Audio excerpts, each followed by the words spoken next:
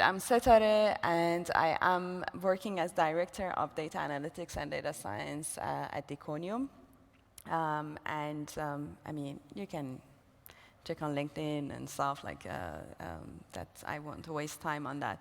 But Deconium is actually an IT company working it's owned by Volkswagen. So most of the projects that we are doing is with VW or Volkswagen, in case you're interested to know about it. Yeah, so I actually gonna talk about do we really need data scientists today? Which actually I hope that I can answer that question during this 25 minutes that I'm going to talk. But first I would talk about actually what is the problem and why am I actually going to talk about this question and where it came from. And then I would like to give a little bit of history of the data science as a job, where it came from and how it emerged and the background of it.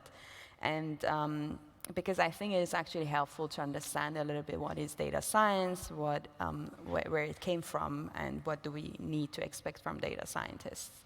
And also at the end, I would like to talk about what is data science really and do we really need them. Yeah, so let's just start. So as I said, I will talk about what is the problem. So the problem is actually that in the last 2 years, let's say, that there are a lot of online articles that I have seen, and many of you probably also might have seen, that they predict actually the data science job. And they talk about the future of data science. Is it going to vanish or not, or is it dying out? And for example, I put now a screenshot of one of them here on the left. Says why machine learning engineers are replacing data scientists. But there are actually a lot of examples of them, why you should become a data engineer and not a data scientist. Or as I said, like actually many other as well. This third one actually, yeah, I don't understand it. I mean, I read the article, I understand the content of it, but like data science feels like a fake entrepreneur coach on YouTube telling me that the future will be bright as long, I don't know. If you understand it, come to me later, explain me please. But anyhow, like as I said, like there are a lot of like titles like, will data science become absolute in the next 10 years? Is data science dead in 10 years or not? So that is actually why I decided to talk about it today in this conference, because I also assume that many people who attend the conference are working either as data scientists or close to data scientists, and that's actually the question that's going around. I actually read those articles and tried to summarize like the arguments, and I could summarize them in 3 categories. I think a lot of people, and there's articles like actually they gave the argument about automated machine learning, so that they think data science and machine learning tasks are now becoming automated and there would be no need for data scientists, but more for ML ops or data engineers. Another category of the arguments is that oversaturation of job market. That job market is flooded by the people changing their job from other background or jobs to data science, but also in the past years, the graduates of data science, graduates like from bachelor and master, also entered the job market, and that is also one argument, oversaturation of the job market. The third category is that there is something greater which is happening, AI, which we have been heard about it for many decades actually, like it is happening and now we actually need more application of AI instead of data science. So I would like you actually to have these 3 categories of arguments in your head, because I come back or refer back to them as well in the talk. So these are the arguments, and to answer actually to these arguments and to think if they're correct or not, I decided to put a little bit of history into our actually perspective. Specifically, I mean, I think that history is in general very important about anything, any job or anything actually when we are trying to analyze it. But specifically for data science, I think it is very important because of that the job is actually not very old. So looking at the history of it is not like looking, I don't know how many years ago, it's just like a couple of decades that we have this job. So I started actually since actually from 1960s, when the power of computers started to become like changing, and like it was a rapid like evolvement actually in computers' power or computational power. Also it was in 1962 that J.W. Tukey wrote about like an article, The Future of Data Analysis. So it was actually the time that the whole shift for mathematicians and statisticians happened like on data analysis. And I actually really love that photo on the left because of many reasons. I mean, this photo is like showing, it's from 1962, and it's showing 4 boards of like parts of like 4 early computers from basically left to right. It's like the 4 generations of it, and you see that the size of them getting smaller, the computer boards. But there's actually another thing interesting in that photo for me is also, of course, that actually the early, like in a couple of decades ago, the people who have been, these people who have been holding the boards, they were like it was a very female job. Working with computers, and it's very interesting that how in a short time it changed when the money and like power started to come like to the field of IT and computer, that it became a male job, but it actually started differently. But anyhow, this is not the topic of my talk, but I found this photo very interesting. It was in 1974 that Peter Naus, who was Danish computer science pioneer, who is, sorry, wrote a book, in concise survey of computer methods. And he mentioned in that book, when he's basically referring to what we think of data analysis and then data science, he referred it as science of dealing with data. So till this point, the term data science was not being used, but like it was the first time, like he mentioned, like the science of dealing with data when he was talking about statistics and like analysis of data. And then it was in 1976 that programming language S was developed at Bell Laboratories. Until then, Fortran was being used for statistical computation. I don't know if there are people old enough as me to know Fortran. I'm actually much older than what I look like. So, yeah, Fortran is a powerful also programming language. But anyhow, like S was like developed for that to offer an alternate and more interactive approach. Early design decisions that hold even today include interactive graphics devices and also providing easily accessible documentation for the functions. So this Bell Laboratories actually should have it, keep it in your mind, like it's actually, they played an important role over like a couple of decades in the field of statistics and also like industrial statistics. They're owned by Nokia now, so now I think it's called Nokia Bell Labs.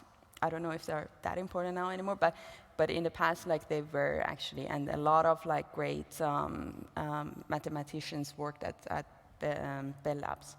This photo is also from Bell Labs. I don't know if it is from 70s. I think it's from 80s. But I find it also very interesting. I really love like looking at old photos and analyzing it. I don't know if they posed for that photo or not, but if they didn't, it seems that he's talking about like something which he's very passionate about. One of them is very interested. The other one is a little bit suspicious. The guy on the left, I don't know, or angry even. And the woman, the lady there, oh my gosh, she's bored. She's really bored. I have a feeling that she's like, okay, leave me alone, I want to work. Yeah, anyhow, I find this photo also very interesting. Yeah, so in 1991, R, programming language R, which was an open source implementation of the S, was developed by statisticians Ross Ihaka and Robert Gentleman from New Zealand University of Auckland. And as we know, probably most of you know, that R is still being widely used in the field of data analysis and data science. And yeah, it has been used actually much more. It is now like a lot of companies or a lot of research centers prefer Python, but still R is being used also a lot. And in 1997, the term data science is being born. Basically, Professor Jeff Wu calls for statistics to be renamed data science and statisticians to be renamed data scientists. Professor Jeff Wu, born in 1949, is still working as a professor at Georgia Institute of Technology. He's from Taiwan, but moved to US after his initial studies in Taiwan. And he's known for his work on the convergence of the EM algorithm. I don't know if you know it, it's very interesting. It is exception maximization algorithm. And resampling methods such as the bootstrap, probably mostly heard of it, and industrial statistics. I actually put this information there because to just not forget that the person who used first time the term data science is still not just alive, but also still working. And that is actually like a point for me for this, like a slide that actually how young is still this job as like data science job. In 2001, Cleveland published Data Science and Action Plan for expanding the technical areas of the field of statistics. And to Cleveland, this was also very interesting for me to read that, because nowadays actually we are a little bit different, like on the definition of jobs. To Cleveland, actually, data analyst is good at programming, but has limited knowledge of statistics. A data scientist, on the other hand, comes from a statistical background, but has to work more closely with computer specialists. This is actually like, yeah. He also worked at Bell Labs, as you can see also on the screenshot of the top of the photo, the paper. And so that was also a very important article in its time. In 2012, probably you have heard of it, like DJ Patil, very actually important person, and also Thomas Davenport. They wrote this Data Scientist and Sexiest Job of the 21st Century, and this article was being circulated a lot for years. From the article, I quote that more than anything, what data scientists do is make discoveries while swimming in data. It's their preferred method of navigating the world around them. At ease in the digital realm, they are able to bring a structure to large quantities of formless data and make analysis possible. That's actually also interesting to see, like where actually when it was the hottest job or sexiest job, how it was being described by the experts. So now to have like a little bit of history in our head, I would go to the next section or last section, that what is actually data science nowadays, and do we really need data scientists? For that, I have a lot of ideas myself, but for preparing this talk, I decided to to make a very small survey and ask people in my network who work either as data scientists or related to data science or data science managers. Is there anyone here who answered my survey, actually? Okay, 2 people. Nice. I'm sorry if I interpreted your answers wrongly. Come to me afterwards if that happens. I just sent this very short, I don't know, you needed like 3 minutes to fill out like a couple of questions.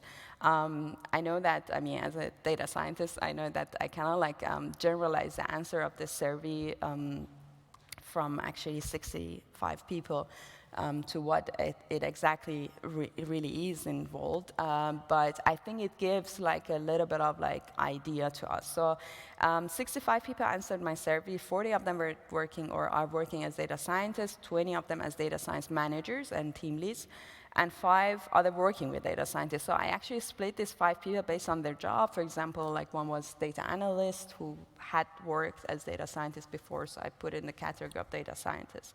Or one was like a data science teacher, I put in the category of manager. So just like try to split these 5 people in the answers. All of these people have worked or 63 of them work for European companies and mostly for German companies. So that is also for me important to mention here because I don't know how it's in China, I don't know how it's in US, it might be different. What I know from my experience and people around me is mostly from like actually Germany and European companies. So that I also want to emphasize here. So the first question I asked actually, what are data science tasks to you? And here I want actually it was a multiple choice question as well. I tried to write very long sentences to get like an idea of like different fields. I didn't want just to put data analysis or I don't know what, because then it was maybe to really think of, like, to see how people think of the task. Data scientists who answer this question, the most popular answer, like which around like a bit more than 80% of them chose, is extracting information from data using statistical knowledge and programming languages, example Python and R, it was in parentheses. The second answer was supporting business owners translating between business problems and data solutions. Oh well, fair. And the third answer, data analysis with scientific and research background. Then designing models and deploying them. I emphasize on deploying because we have also afterwards designing machine learning algorithms and validating them. And then we have implementing ML models and producing an API endpoint of the model for the engineers. So the first three, which are the most popular ones, I try here to focus on as the answer of the people who work actually as data scientists right now. And to compare actually with data science managers, who most of the data science managers, I'm also one of them myself, like we worked as data scientists. So I was very surprised to see like there is a very big difference of the answers of the people who lead the teams of data scientists and the people who actually work as data scientists. So as I said, like for data scientists, these three were like the most popular answer: extracting information using statistical knowledge, programming languages, supporting business owners, understanding, like translating between business problems and data solutions, and then data analysis with scientific and research background. But then, however, the first three answers of the data science managers is like, yeah, they were just clicking on everything, basically, as you see, their percentage is also high. So, but the first one is designing models and deploying them. So for them is the main task of data scientists, designing but also deploying them. And then the second one is actually like supporting business owners, okay, fair, designing machine learning algorithms and validating, I think also fair, and then the rest. I want to focus on this one. This is the biggest gap. So it was the main task actually stated by data science managers, but also, I don't know, fourth one by the people who work themselves as data scientists. And I think that's one problem that we have. Then I ask skills needed to get hired from data science managers. So if they choose their managing teams, they go to this question. What skills are you looking for when you're hiring? And they answer machine learning and algorithm, okay, fair, mathematics, statistical, analytical thinking, great. Deployment of models again, as one of the main tasks. Data analysis and data visualization, field knowledge or domain knowledge of the business, familiarity with the data, databases and data warehouse and all that. But still like the ones on top that I want to focus. And then I asked them, okay, these are the skills that you're looking for. Do you actually find these skills easily when you're hiring? And just 6% of the data science managers said that they find these skills easily. Like more than 50%, so 53% said, no, I can't find it. And 41% of them said that, well, sometimes I have difficulties finding them. Okay, oof, this should be fast. Oof. Okay, yeah, that's actually also like one thing that I wanted to pull out. Then I asked, where is the skill gap? So if you cannot find these skills, what do you think the reason is? Where is the main skill gap? And then we again come to that point. Because I'm looking for data scientists who can do the deployment as well, or in general, have some skills in engineering. I don't go through the rest because I think that is what I want to pull out today. Again, come back to it. Then I asked data scientists, is it clear what you need to do? Is your task clear as a data scientist to do? More than 50% of the data scientists who answered to that survey said that it's not clear for them what their task is. And just 47% of them said that it's very clear. I mean, can you imagine any other job like carpenter, electrical engineer, nurse, that will say, oh, it's not, I don't know what to do. I don't know what my job is. Yeah, as Germans would say, it is Katastrophe, I think. It's really catastrophe. Why isn't it clear? So I asked them, why isn't it? This was not a multiple choice question, so they could just, I wanted to understand what is the main pain point, so they could just choose one. So the ones that they said it's not clear, they go to this question. And the first answer is there is an unrealistic expectation from data scientists where I work at from analysis and engineering. And then the managers don't understand what data scientists can exactly do in the company I work at. There isn't much data. I don't comment that. There isn't any data science use case. So these are like so I just go fast forward. So summary of the survey for me is that difference of perception in data science tasks. So data science managers see deployment. I want to, again, make this one bold as a main task of like data scientists. As data scientists, they don't do themselves. Data science tasks are not clear. More than 50% of the data scientists found the tasks unclear. Skill gap between the requirements and the job market. 90% of the DS managers have problems finding the skills they're looking for. And there is an unrealistic expectation. I mean, just to come back to the skill gap, to go back like that, the argument oversaturation of the job market, I mean, if we do have oversaturation of job market for data scientists, how data science managers are not finding what they want to 90% of them. Yeah, so. And then unrealistic expectation, about 40% of the data scientists who find the task unclear think there's an unrealistic ninja expectation from data scientists from everything, statistics, data analysis, engineering, business, everything, presentation. So is there science dying out? I would say no. I think that if there is an unrealistic expectation from data scientists, it means data science is not dying out, but needs to be redefined, reformulated as task, as a job. If you realize you're looking for a ninja as a manager, so maybe you need more than one person, maybe you don't need a data scientist, maybe you need other titles as well. And I think data science is not dying out. It's time that data science is becoming mature, and we should define it, all of us, where we work at, as data scientists or as manager. What is data science? So I think that data science, of course, has overlap with other fields, like it has overlap with business, with data analysis, with MLOps and engineering. I mean, if you have an analytical mind, probably go, oh, what is that overlap? Is it smaller than the other one? I mean, forget that. I would just put 4 circles there to give a message that there are overlaps, and it is fine, and it's normal. Every job has overlap with some other jobs. But I think that as a data manager, if you shouldn't look for a ninja who can do all of these things. Yeah, so that shouldn't be the focus. And I think you shouldn't focus on the specific parts and overlaps. If you are just actually concentrating on the overlap of engineering and data science, or business and data science, then maybe you don't need a data scientist, or maybe you're looking at the wrong, you're just very narrow, looking very narrow. And then define who you exactly need, and if data science title fits the role.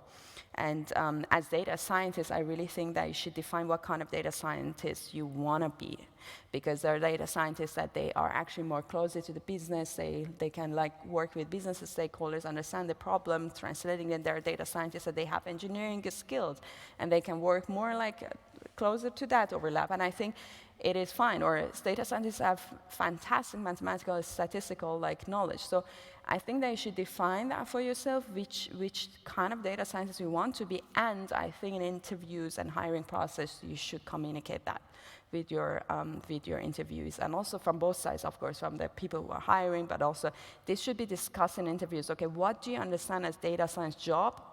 What data scientists should do? What team do you have? Do you have engineers there? Do you have data analysts there? Do you have product owners and product managers there? So this is very important to understand what would be your task as data scientists. I want to finish the talk here. Thank you a lot. And we are actually hiring data scientists who should do MLOps. No, I'm kidding. But we are hiring data scientists, but also data analysts in my team. So contact me if you are looking for a job. Thank you.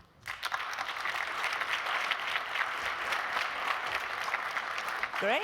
That's really good. And I was a data scientist before, and I do have some of the thing resonate with me.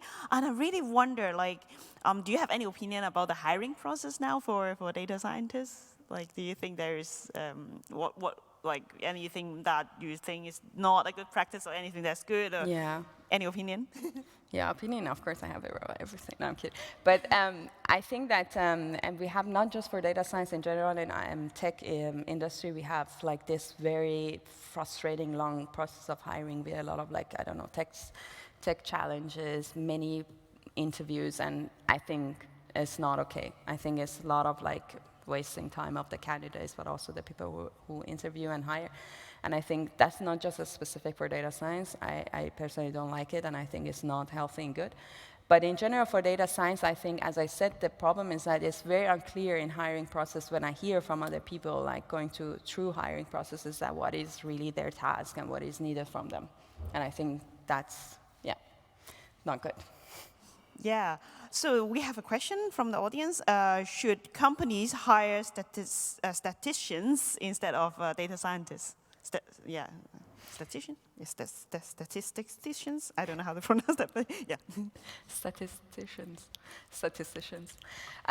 So I think what I try to make as a point here is actually like that you should really see what you need. I don't know what that company needs. I mean, statisticians not necessarily should be able to code in Python. Not necessarily. I mean, some do, but not all. So I think that it really depends what the company needs. Yeah. Yeah. So I think that's it for the questions. Okay. Thank you so much. Thank you. Thank you.